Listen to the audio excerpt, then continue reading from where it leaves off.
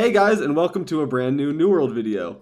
With the release of Brimstone Sands came an enormous amount of open world bosses that you can get a small group of people together and go farm for some pretty impressive loot. Given the size of Brimstone Sands is quoted by the New World devs to be about 2.5 times the size of Everfall, there's a lot of content in here that needs to be explored. So what I did was went on the New World database page and looked at every single level 60 plus mobs drop table to gather a complete and exhaustive list of any item that is genuinely worth going out of your way to get if they fit your specific needs. It's really crazy to see the quality of some of these open world drops from Brimstone Sands, seeing as how just a few weeks ago they would have been worth potentially gold cap or even more. But now they're accessible to anyone. Just get a group of friends together and head over there. I'm going to hop over to NWDB and show you guys my top 10. There's actually a few more than 10, but we'll call it top 10 for the video. The first item on our list is the Liver of Prometheus Life Staff, which is extremely similar to the much loved Will of the Ancients. In fact, the only difference is instead of refreshing, this staff offers refreshing evasion, which sounds like a very small difference, and to some people it might be, but I know to a lot of healers out there, you guys have been asking for this exact life staff for a very long time and are going to be very happy to see that it's finally in the game. You can finally add that 9th piece of refreshing evasion to your kit while still keeping blessed and refreshing move. And this staff will drop from the Oracle of Crassus in Southwest Brimstone Sands in Castrum Principium right here. It looks like there's 2 spawns you can farm. The boss has 260,000 health. The next item on our list is the Guardian's Resolve Longsword, dropping with Thwarting Strikes, Refreshing Move, and Corrupted Bane. That is a lot of damage and cooldown on one weapon. And most people don't know this, but you can stack Bane on your sword and your shield, so this would go very well in a DPS setup. You can get the Guardian's Resolve Longsword from Rafik of Bashara pretty much in the center of Brimstone Sands, just basically right outside the entrance to the Heliopolis at Adam's Way. This boss only has 35,000 HP, so if you go in a heavy armor warded set, you should have no problem solo farming this. The third item on the list is the Bathuketscudgel, and my jaw nearly hit the floor when I saw this weapon. It's gonna drop with Ancient Bane, Thwarting Strikes, and Sundering Shockwave. This is an insanely good warhammer, no doubt in my mind. It would have been near gold cap if you got this drop just a few weeks ago. You can get the Bathuketscudgel from Bathuket of the Cudgel, located right inside the Heliopolis, pretty much in the center of Brimstone Sands. This boss has 641,000 HP, so I would recommend about a team of 10 if you were planning to go farm it. I personally went to go farm it the second I found out it existed, and got very lucky. I got it on kill number 2. Some people were there for hours and hadn't gotten it yet, so your mileage will definitely vary with most of these drops. We had a group of 8 and were able to farm it non-stop, no problems.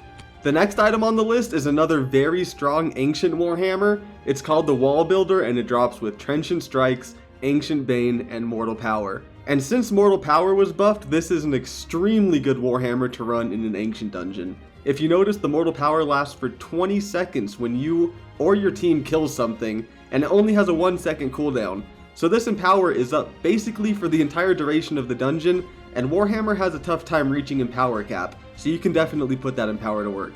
It says this item might not be obtainable, but I know for a fact you can get it because I went to go farm it yesterday and ended up getting it after not too long. You get this item from the Colossus of Karnak, located in northeast Brimstone Sands, inside of Nebetet. This boss only has 40,000 HP, and me and 3 other people were able to farm it pretty effortlessly. And here's the proof that you can get it. Here's the Wall Builder upgraded to 625. And here's the Bathuketscudgel that I just got. These Warhammers are out of this world from this expansion. Next up is the first piece of armor on the list, the Castrum Crown of the Goat King.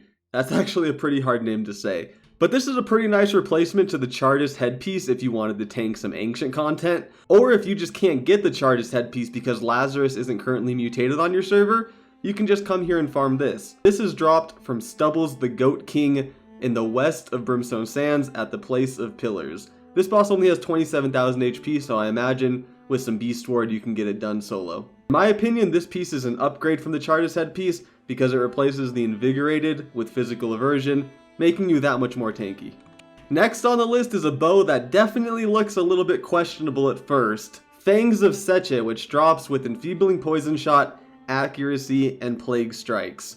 And what makes this bow so special is it's currently the only bow in the game with Plague Strikes. If you remember when Tempest was released, the Blackguard's bow dropped with Plague Strikes, and it was extremely overpowered. People were complaining about it left and right, and then they changed it to Plagued Crits, which seemed to have solved the issue, but Plague Strikes is extremely good on a bow, and for some people out there, I know you think it's worth it to give up damage perks just so you can guarantee disease when you land that heavy hit.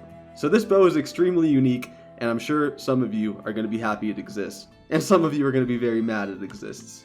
You can get this bow from Seche the Cobra in West Brimstone Sands, not too far from where you can farm the Goat King, so maybe you can knock both of those out if you're interested.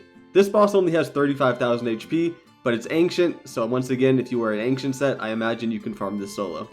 Number 7 on the list is an amulet that's going to make a lot of healers and Void Gauntlet users smile, the Matt's Blessing, dropping with health, divine, and slash protection. It also drops with an empty gem socket, so you could put a moonstone in there and get even more slash protection if you wanted to.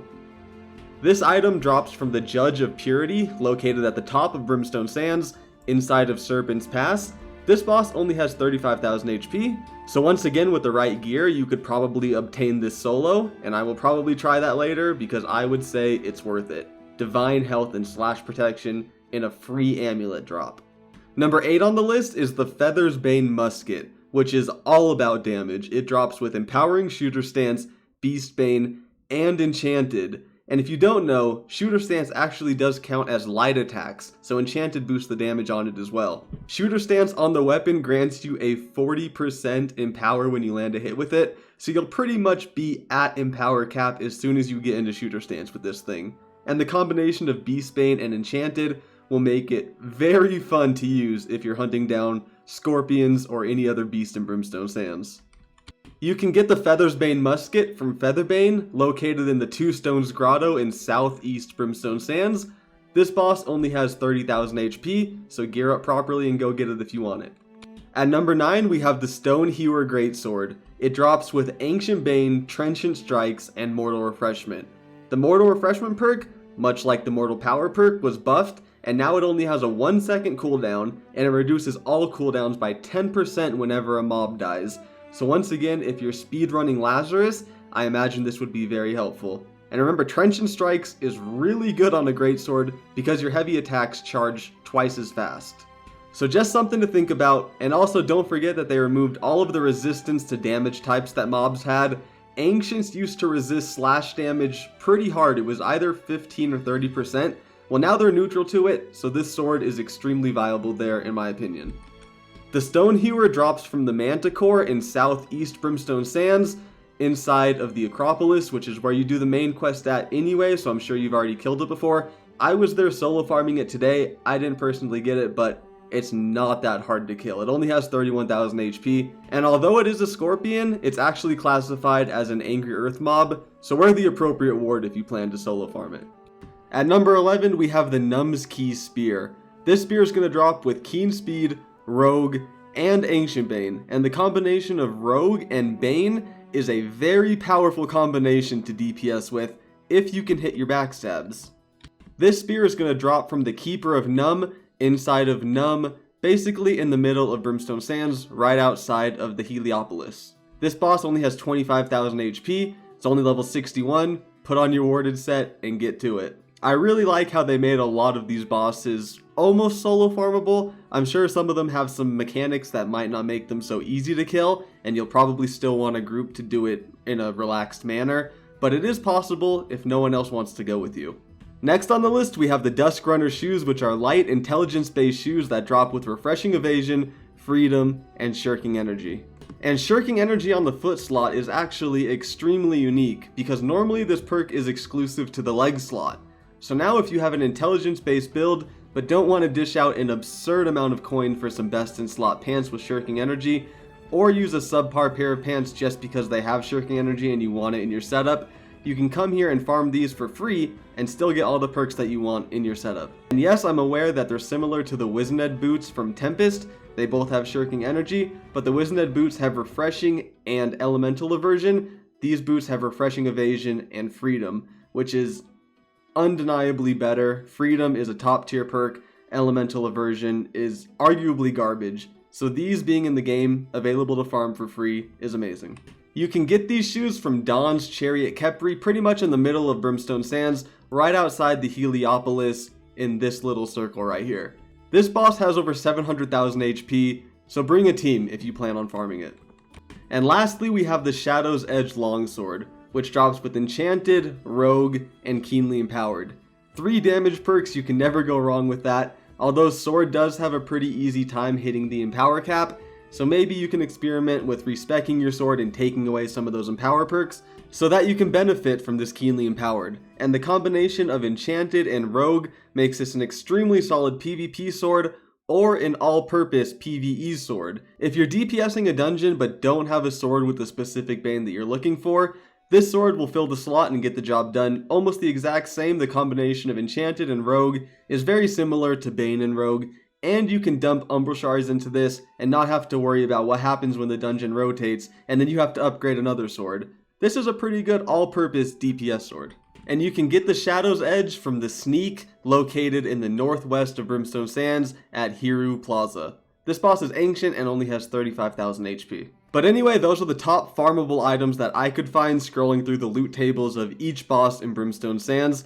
Leave a like and subscribe if you learned something new today, and I will see you guys in the next video. Thanks for watching.